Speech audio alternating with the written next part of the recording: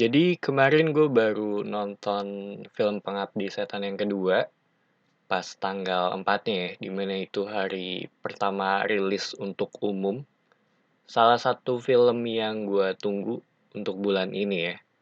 Dan gue sendiri nggak mau ngebahas plot terlalu detail karena setelah gue tonton, menurut gue ini film yang lebih baik dinikmati dengan buta tanpa tahu sisi plot ceritanya ya.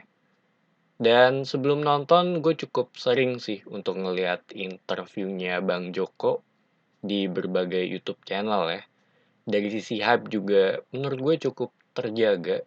Mendekati rilis ini cukup banyak berkeliaran di mana-mana ya, which is good kalau menurut gue.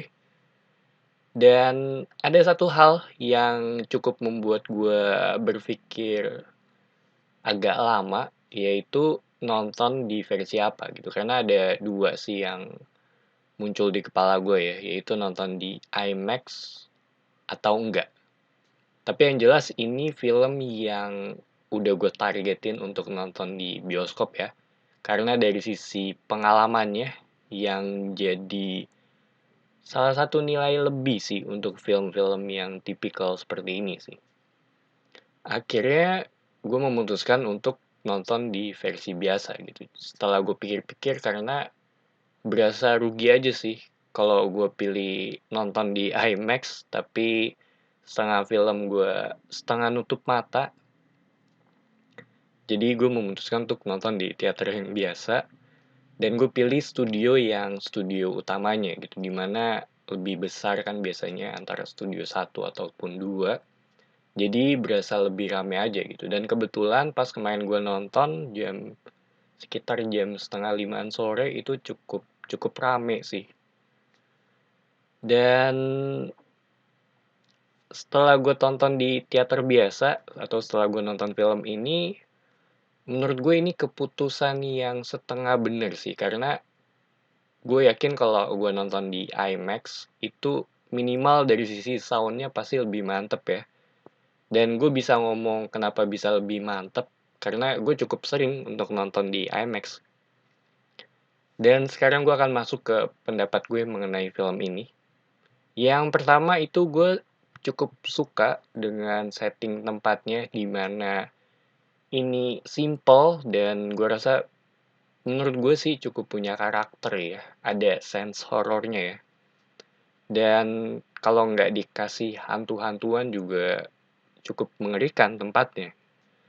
Dan ngomongin soal rumah susun ini, selama gue nonton khususnya di awal-awal, gue ngerasa agak familiar sih. Dan ini gue nonton di awal sambil mikir ini kayak gue pernah lihat atau gue kayaknya mirip di mana gitu. Dan ternyata ngingetin gue dengan rusun yang pernah gue tinggalin di negara tetangga pada saat gue lagi berobat di sana.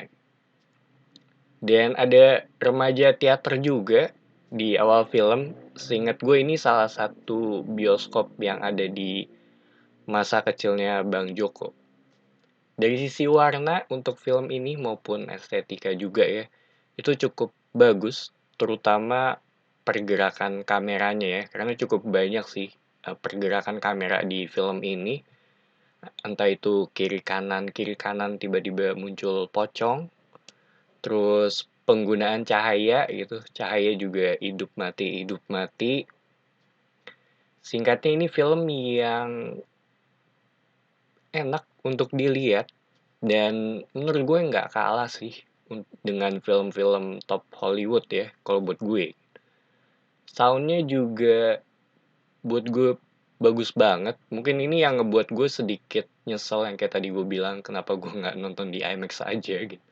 Karena ada beberapa bagian yang seingat gue itu mainin di sudut ruangan sih. Jadi suara tuh datang dari, kalau nggak salah ingat tuh dari sudut belakang kanan. Dan itu salah satu yang mungkin dari sisi teknisnya ya. Sekarang ke aspek cerita, dari sisi cerita tanpa harus spoiler ya. Intinya sih mengenai keluarga Rini yang hidup di rusun baru karena pemikirannya tinggal di rusun ini lebih aman daripada di perumahan gitu, dan melanjutkan sisi misteri yang ada di film pertama gitu. Seperti pertanyaan bapaknya itu ngapain, sisanya lebih baik gua nggak bilang ya. Walaupun menimbulkan pertanyaan baru lagi. Dan di sini ada beberapa karakter baru, jadi lebih fresh dan masih masuk ke dalam sisi cerita sih. Jadi ada berhubungan dengan ceritanya juga. Karena di awal film dikasih pengenalannya juga, dan opening di film ini juga menurut gue cukup cukup serem sih. Baru dilanjutin dengan keluarga Rini. Sisi eskalasinya juga cukup pas karena setelah di setup ya, setup ini itu dari karakter terus langsung digas sih sampai selesai. Terutama menurut gue di 30 menit akhir film, dan itu bener-bener ya. Dan scene dengan TV itu menurut gue serem sih. Mungkin salah satu film horor terbaik yang pernah gue tonton belakangan ini. Walaupun ada beberapa bagian di film atau ada beberapa adegan yang ngingetin gue dengan Resident Evil 8. Ini game ya, game Resident Evil 8 dan The Last of Us 2. Last of Us Part 2 ya. Mungkin buat gamer yang mainin game dan nonton film ini akan ngerti sih apa yang gue maksud. Ada sedikit bagian komedi, mungkin biar nggak terlalu intens banget ya. Untungnya sih kena di gue. Ada satu adegan yang buat gue lucu dan ngebuat gue bilang, lu ngapain gitu. Dan satu bioskop juga ketawa juga dengan adegan itu. Kalau nanya ini film yang gue belum pernah nonton film pertama dan nonton film ini perlu nggak untuk nonton film pertama, menurut gue perlu untuk ditonton yang film pertamanya gitu, karena ada karakter yang perlu kita ketahui di film sebelumnya. Kalau ditanya apakah ini film yang lebih serem dari film pertama, buat gue iya. Dan gue gampang banget bilang ini bener-bener lebih mengerikan dari film pertama. Dan ini termaksud film yang wajib ditonton di bioskop. So, itu aja opini gue mengenai film Pengabdi Setan yang kedua. Salah satu pengalaman nonton mungkin di tahun ini yang terseru sih so far ya untuk ditonton di bioskop.